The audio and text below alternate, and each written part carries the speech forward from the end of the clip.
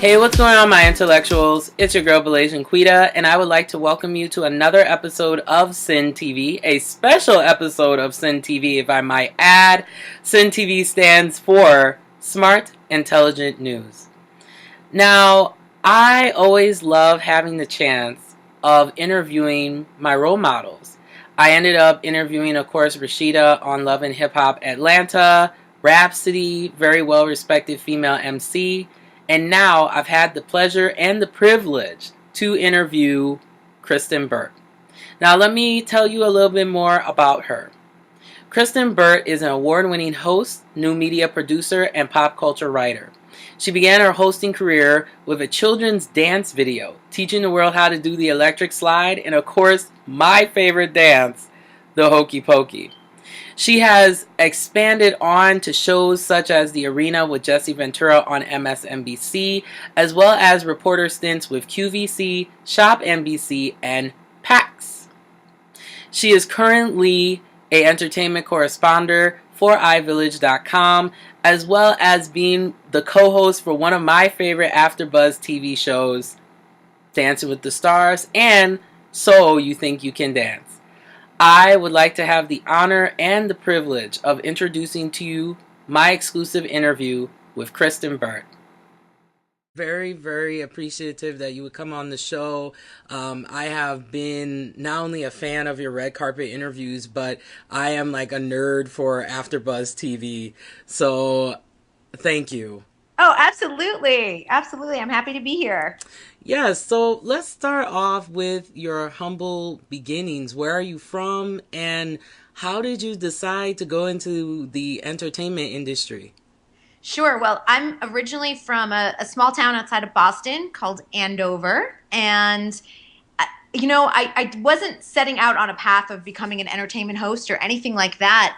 I trained as a dancer my entire life and, had hours and hours of dance lessons, studied at the Boston Ballet, went to NYU on a dance scholarship, and I was dancing professionally when I graduated. And a few years after graduation, I got hired to host a children's dance video because they wanted someone with a dance background. And it was hilarious because it was how to electric slide and hokey pokey and all of those like fun party dancers are the ones you do at weddings. And it did really well, and it changed the entire face of my career. Wow. I mean, cause like for me, like I read through your resume, you have like an anthology. You have like, I mean, you've done red carpet, you write currently for iVillage.com, you do all sorts of pop culture writing. And I must ask, because like the one thing that I noticed with my program and being a critic too is you end up getting a lot of negative feedback. Have you ever had someone like come after you for something that you have addressed? Yes. And that is the beauty of social media. You get instant feedback whether you're looking for it or not. And you have to be able to take it because these are the people that are reading what you're doing. They're keeping you out there. They're keeping those clicks going, which is important to your entertainment editor. And you have to be able to have a thick skin and take some of it, I think, as constructive criticism, because I always think like when you're writing or whether you're doing a show, some points are definitely valid. But other times people will come straight at you where it's just misguided. It's mean. People can be cruel and they make it personal where it's more about you or your appearance versus the subject matter you were talking about. And I had that quite a bit this season with Dancing with the Stars. The fans are very enthusiastic and very passionate about the show, which I think is great. But I did block about 5 people on Twitter this season because if I didn't say something about their favorite pro or their favorite celebrity that they thought was correct, they would just come and personally attack me, and you just go, okay, I can't debate with this person. I'm not going to go back and attack them because that's not the right thing to do either. So you just kind of have to let it go. But I also think I don't have to listen to you. Block. And, that's the same thing. Like, I don't block people. I think for me, I do the complete opposite. I make fun of them.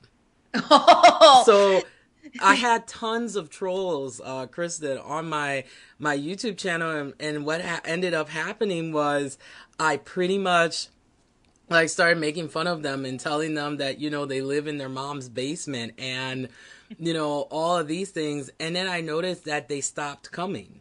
Oh, well, look at that. Because I always thought like the theory was don't feed the trolls and give Right. them things, but maybe shaming them does work. Yeah, and actually last night, and this was something I wanted to ask you about. I did this topic talking about why women like have issues working together in the industry, and particularly I talked about online media like YouTube. So I wanted to kind of get your opinion on that. Like, why is it that we have all these smart, talented, gorgeous women in Hollywood, and they all have these like, well, some, they all have these conflicts with each other. I mean, you're a beautiful woman, and you're talking to me right now. Well, thank you. So that You know, proves that we can work together. we can do this. And I do think we need to support our gender as much as possible, especially in the entertainment industry, where the industry dictates what women should look like in terms of weight, in terms of looks, what that ideal is. Age is a really big thing. And for me, I often have encountered people where they're like, I'm not going to share information or contacts with you because you might steal my job. And I can't operate like that because I always think like if you share information with someone, it comes back to you. It's just that whole karma theory. And I've had a lot of sort of young journalism students write to me and ask for advice. And I'm always happy to share information with them because I wish someone had guided me when I was young and right out of college on my career and things to do and things not to do. And I don't know why people get away from sort of mentoring each other or helping each other out or just supporting each other going, you know what? I get it. I've walked in your shoes too over the same situation. I've got your back. Right. And there are to me, I feel like there are two types of media when it comes to when we're talking about Hollywood and we're talking about the entertainment industry overall. We have the people that are like paparazzi, and then there are people like ourselves that are actually college educated and, we have paid our dues to get to the point to where we are now. So can you explain for the audience the difference? Because I think sometimes people think that paparazzi is media and media professionals are paparazzi. And I think there's a confusion between the two. Yeah, there definitely is. And everything has become a sort of confused in our 24/7 need for information and having everything instantaneously because we're constantly on social media, we're on the internet, we're getting our emails right away. The paparazzi, and it became this kind of crazy thing where we need to see the photos right as they happen. So anyone with a camera, because remember, we all now have access to these incredible digital cameras that are affordable, can go out there and not be a trained photographer, but just get shots of the Kardashians or Justin Bieber or Miley Cyrus because they know that right now they're dining at the Ivy or, they're at maybe a record store or whatever they're doing. They are constantly trailed from the moment they leave their house in the morning all the way till the end of the day. It's exhausting. In terms of people that are trained in the media, I mean, you have people on TV and that are writing for newspapers and magazines that have broadcast journalism degrees, that have studied, and yeah, maybe they're covering entertainment, but they're not always covering the tabloid aspect of it.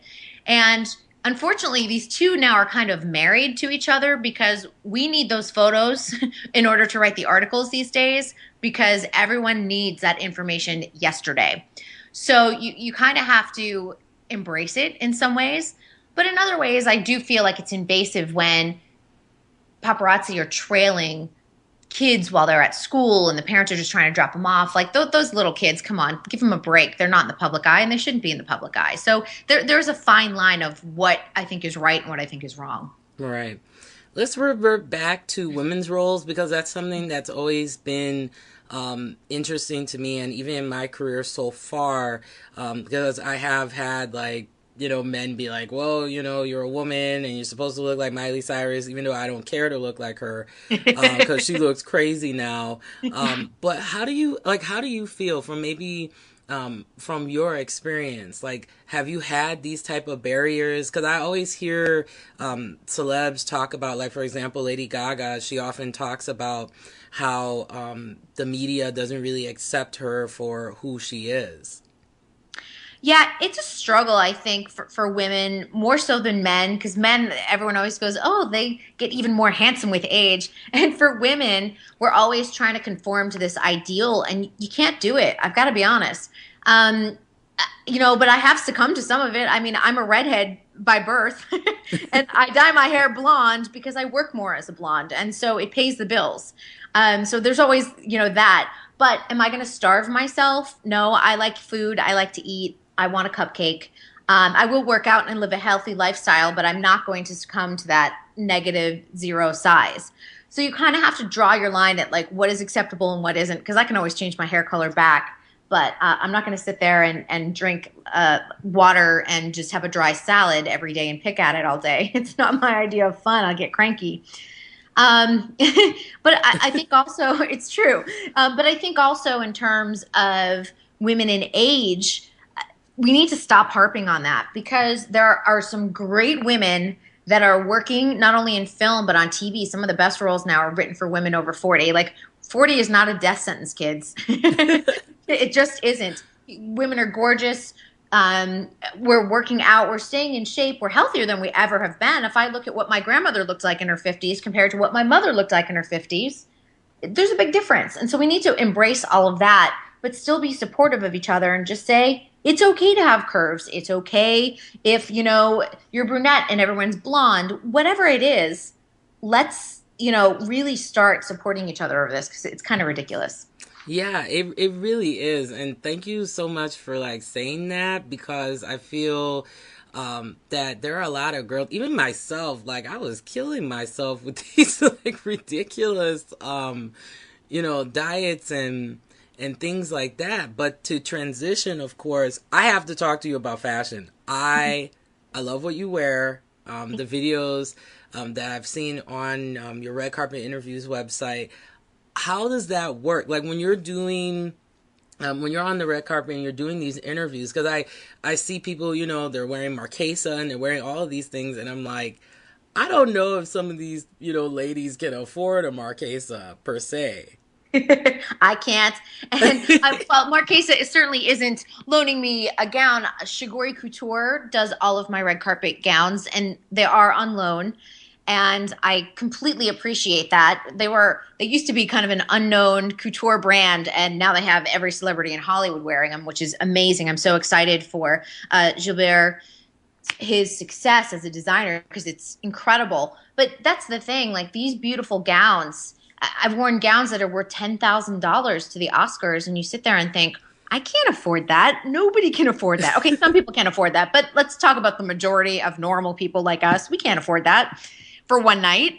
So you do it as an exchange. So you wear it, you take photos in it, you tweet about it, you write about it. They get credit in the video, and deservedly so, because thank you so much for letting me wear your gorgeous designs. I feel like it's an honor that I get to wear them. But I do have to say that that is one thing, because a lot of designers loan out clothes, but they are only in 0, 2, and 4. So that becomes a struggle for people that are a 6 or a 12 or a 20, that oftentimes they'll have to either, if they're an Oscar nominee, someone's going to make them a gown no matter what. But otherwise, you're going to have to buy off the rack. And that's not fair. Right. And I mean, especially, in my case, I'm bigger and I have a little more muscle. So, 0, 2, and 4, that's like my neck brace, honestly. I can't imagine, like, if you're, outside of that, size range, that must be really complicated. But let's talk about AfterBuzz TV and Dancing with the Stars, because like you said in the beginning of the interview, that this is a show where people are they're like drug addicts with it. They're super obsessed. They are. We just finished season 17, and I think it was one of our most intense seasons yet. And people have their favorite. Everyone loves Derek Huff, and he had a fantastic contestant there with Amber Riley from Glee. And then on the flip side, we had Karina Smirnoff, who's been on the show for a long time too. She's gorgeous, and her partner was Corbin Bleu. A lot of people know him from High School Musical. Two great contenders, Corbin versus Amber, and it was kind of like neck and neck in the finale. And it was one of those things that Derek has a huge, solid fan base. People wanted Amber to win. Corbin, I thought that Mirabelle trophy was his to lose this season. He didn't wind up winning because I think Amber delivered better than anyone in that finale. But it's so amazing how if I say one thing about Derek that they don't like, because I think I think he's the defining choreographer of his generation. He is so talented. He's amazing. But if I say like, oh, this wasn't his greatest week choreographically, I get yelled at. But I was like, I can't love him every single week. I can like and appreciate his work, but I'm also there to talk about some of the other pros and some of the other celebs and what's happening. So it's interesting the feedback I get sometimes. And I understand that when that's your favorite pro and that's your favorite dancer, that's it. It's the end all be all. But on my side of the fence, I have to talk about other people than just Derek Huff. I have to be able to talk about, Tony Dovolani and Emma Slater and all the other pros and the celebs and who they're paired up with, because that's so important to people that are fans of those people. Right. And the thing that was funny for me, I would say, for this season in regards to Amber Riley was the fact that everyone kept saying that she didn't deserve it. And personally, I feel it's just because she's a curvy girl and they were expecting her to have an oxygen tank at the end of every performance, So I wanted to get your opinion on that. Do you feel that, people were, I don't think they were judging her on a racial standpoint. I just think they were judging her on the fact that they're like, oh, this is a big girl and she can move probably better. That's just me than half the cast. It's a good thing that you mentioned that, because we didn't get to talk about this on our final show a couple weeks ago. And it's something that I kind of wish we had discussed. First of all, Amber came out of the gate in the first episode as a contender. She can move. She's got rhythm. She has a musicality that comes from being a singer. And I think it was important for people to see, because the show has had heavier contestants that don't move as well. And I think I look at Winona last season, and she just barely danced. She walked around the dance floor quite a bit. But it's so important for viewers, especially longtime viewers, to see someone like Amber, who's curvy. I mean, she's lost a lot of weight even in the past few years. But look, she's got curves. They dressed her well. She looked gorgeous. She looks sexy. She can dance, she can move, and she can move fast. Let's point that out. And while she did have some injuries mid-season, the last 2 weeks she had better numbers. She put on a show. She had the personality. She had the power. She had everything you need to win that Mirabelle trophy, and no one could touch her that finale night. And I did predict Corbin to win the week before, but he didn't deliver in that final episode. So to me, hands down, Amber Riley won that trophy. And I know a lot of people get all up in arms because it was the 5th Mirabelle trophy for Derek Huff. But let's not take this away from Amber Riley and what she delivered in that final episode. Right, because she was very fierce. And for me, I don't even watch Dancing with the Stars, to be honest, Kristyn. Mm-hmm. But because of this season and having her on there and having, I think, people that you would not necessarily associate with the show, that's what got me interested. So I'm hoping that they continue that trend of having people that are, what I would say are unconventional. I agree with you. And this season was so much about the personalities. You look at the top 4, and you had Corbin Bleu, tremendous dancer, Amber Riley, tremendously talented. But you look at Bill Engvall, who was a stand-up comedian. Look, he really couldn't dance that well. And I thought, oh, he's gone by week 2. He improved every single week, but he was never going to reach the level of Corbin and Amber. Right. However, the great thing is that he had so much heart and personality that he put into the show. How could you not love him? And then you have Jack Osbourne, who's got a story where he's been diagnosed with multiple sclerosis. And the best thing for him to do is keep moving, because it helps keep some of the disease at bay. Right. But he was a natural dancer. Again, not on the level of Corbin and Amber, but gosh darn, did I enjoy watching him every single week. And that's what I loved about it. There was something for everyone in that top 4. If any of those 4 people had won, I would have been happy. Didn't matter. Right. And I think for me, that's one thing too. You got all of this going on. You got all the coverage, Dancing with the Stars, all this reporting.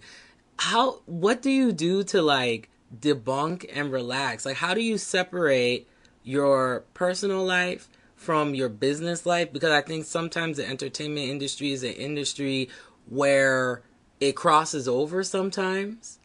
It's true. You know, and I'm not an actress and I don't ever aspire to be an actress. I get asked that a lot. I'm like, oh no, I don't want to act. I'm me. I'm a version of me every time I'm on camera. And you do have to figure out a way to draw the line and make sure that you have a personal life.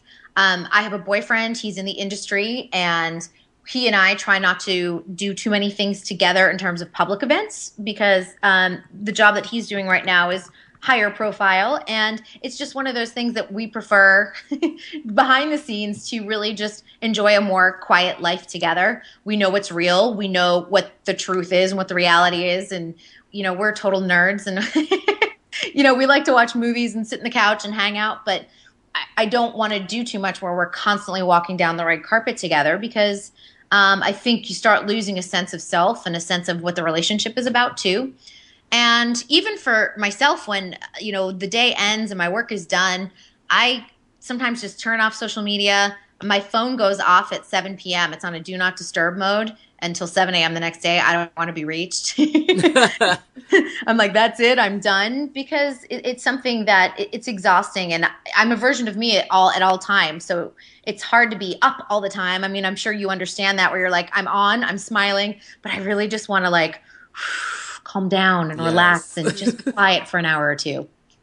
Yeah, I feel the same way where I'm like, okay, I'm getting tired of wearing all this makeup today. This is Yes. it's irritating my skin. I just, I want to just show my real face. Like that episode of the Jetsons where Judy Jetson puts on, her real face. Exactly. Sweats are the greatest invention ever. You know, there's nothing better than after doing a major award show red carpet and coming home and putting on sweats. Because as fun as that, like dress and the shoes and the makeup and the hair were, I'll tell you, there's nothing better than an elastic waistband. Now I can confirm that as well. I thought I was alone on that because usually, I watch these shows like Fashion Police and they're like, what? Why would you wear sweats? And it's like, you just don't understand. That's when you can allow your body to go in its natural state. Exactly. Let that stomach pooch out a little bit. It's good. It's okay. Right. Exactly. And I mean, for you too, one thing that I admire is that you really do push education, and that's something that I believe in as well, because I know that there are people who are in the business that, they just learned the business and, they moved up, from there. But I want to kind of talk to you about this concept now, which is called the geek celeb. And these are like celebs that are, popular online, but I feel that there's still this conflict between these geek celebs, that are not necessarily, the most glamorous, men and women out there. And then you have these people too that, are the traditional media, and someone like me, I have a web show. I don't have the TV experience or the traditional media experience. So I was going to tie that in to ask you, how do you build authenticity when you are not part of that traditional media? Yeah. I mean, the best thing that you can do, and I always say this, is you just got to be yourself because people will love you for you. And there's going to be that aspect of whether, it's a geek culture or whether it's a common interest. A lot of people that I interact with, of course, love dance, or they love Dancing with the Stars, or I also host the So You Think You Can Dance after show. We bond over that. When I cover award show season, a lot of people bond over the love for film, which I think is something that a lot of us can relate to. But if you're not authentic about it, if I'm just like throwing out random statements and it doesn't appear genuine, people see right through that and they see right through it right away. And I know a lot of the YouTube personalities personally on a social level, Michael Buckley and iJustine and Olga Kay. These people, like if you go out and you have coffee with them at Starbucks, you're going to absolutely love them. What you see of them on that YouTube screen on your laptop and what you would see of them in person, it's just as genuine. They've got a lot of heart. They have a lot of belief in what they're doing. And I think sometimes they don't get a lot of credit for anyone that's doing their own web show or anything, putting up something on YouTube. You have to be able to edit. You have to be able to have an eye for lighting and what your viewers want and creating content on a timely basis. It's a job. And I think it's really important that we value them just as much as you value someone that works at E or someone that works at Access Hollywood, because they're delivering content for oftentimes the younger generation. I'll tell you, if you're not sort of working on both sides of the fence, you're going to be in a lot of trouble come 5, 10 years from now. Right. And I make fun of them. Like, I make fun of, iJustine and Jenna Marbles because, like, I feel like they are the staple of YouTube in a weird way. Because I feel like now, and this is just my opinion, the girls that are coming out, they all have that same look. So I kind of feel, where is the originality that's left on YouTube? Because all the girls now have that same hair color. They have the same look. They do the same thing as iJustine and Jenna Marbles. So I think for me, and that's where the conflict is for me, is I choose not to be that way. And I choose to do things more from I would say more from like an indie standpoint. And I think that's why I feel like I have a good connection with you, is because you're able to dip in both of those worlds. I mean, you do professional programs, but you also, won for best web series host. And that's really rare. I think that most of the time people are either one or the other. So you either are the web personality or you're on the red carpet. So these people are kind of doing half and half like yourself, and I commend you for that. Well, thank you. And I mean, that it is the thing. I mean, if you look at the iJustines and the Jenna Marbles, even Grace Helbig, they're all blonde. Yeah. They each have their own voice and opinions and sort of following. But, that's what's so important. If you have a good point of view, don't sit there and go, I'm going to look just like Grace, or I'm going to look just like iJustine. Be yourself. And that's what, that's when the audience comes to you, because they go, oh, it is something different. This is something that I like. And that's really important. And I think, for some of them, they're really struggling too, because they've got this great fan base. But as they get older, I think that some of them do worry, like, what if my fan base grows up and goes away? They're looking for ways to sort of keep their presence going in media, whether it's into producing or into directing or anything else like that. So they've got their own challenges in the web world. People that are in the mainstream media have to find a way to make sure that they have that online audience. So I do think that it's so important to sort of have a foot in both sides, because media is changing so rapidly. We've seen it. I mean, remember when we didn't have Twitter? We all remember when we didn't have Facebook. I mean, Facebook to me already is sort of, it's already hit its peak. It's on the other side of that.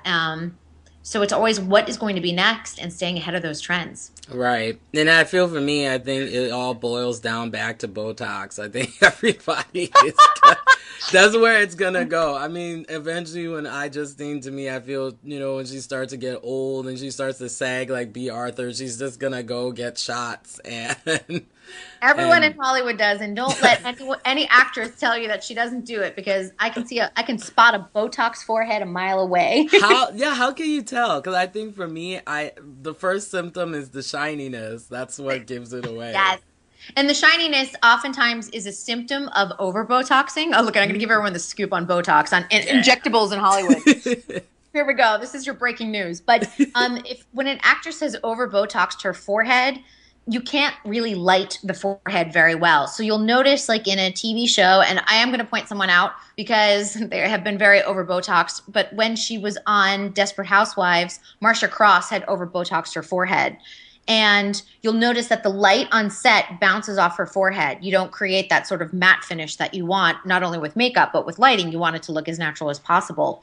And so, ladies, if you want a Botox, there is a fine line between Botoxing and over Botoxing. Ask your dermatologist to give you a natural look and not a frozen state, because there are plenty of actresses that do just a touch of Botox to, maybe take away some of those fine lines, but they can still move their forehead. Like for me, I appreciate my forehead. I already am shiny already, so I commend those ladies for doing it, and whoever does it, but I think people are getting tired. Like now when they do castings, I see they're like, we don't want anyone that is over, done with plastic surgery. We need natural looking people, please. So I'm like, I have a chance now. And that's exactly it. People are looking for a more natural state, especially in actresses, because you need to show emotion. And this kind of goes back to what we talked about women in the industry. There's also something nice about loving who you are and what you are and the state you're in, the age you are. I think that that's super important just to embrace all of that. Right. And what advice would you give, Kristyn, for the people out there who want to pursue this business? Because I won't lie, this business is crazy. People lose their minds. There's, unfortunately, Paul Walker and that whole tragedy, that it's, that really affected me because it shows that, you are here today and you're gone tomorrow. And I think this is a business that you have to be level-headed if you want to achieve success.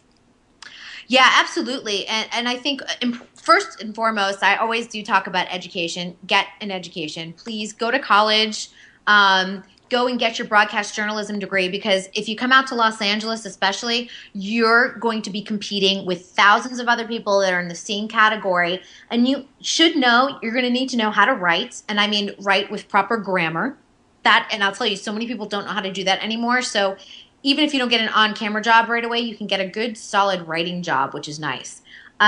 Be able to shoot, edit, write, produce all of your own segments, because remember, if you're working for a smaller media outlet, you may be asked to shoot your own footage, and you can't say, I don't know how to work a camera. That's no longer an excuse anymore.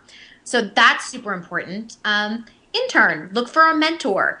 Sit there and volunteer for jobs if you can afford to do it. I know it's hard out there, but even if you can do like a one-day job and intern and get a feel for set, see how people are working, volunteer with someone on a red carpet, you're going to get tremendous experience and see how it operates, because there's also etiquette to it. You're not going to go up and you should be asking those questions of someone that's getting a divorce. Be like, tell us about your divorce. How are you feeling right now? You know what?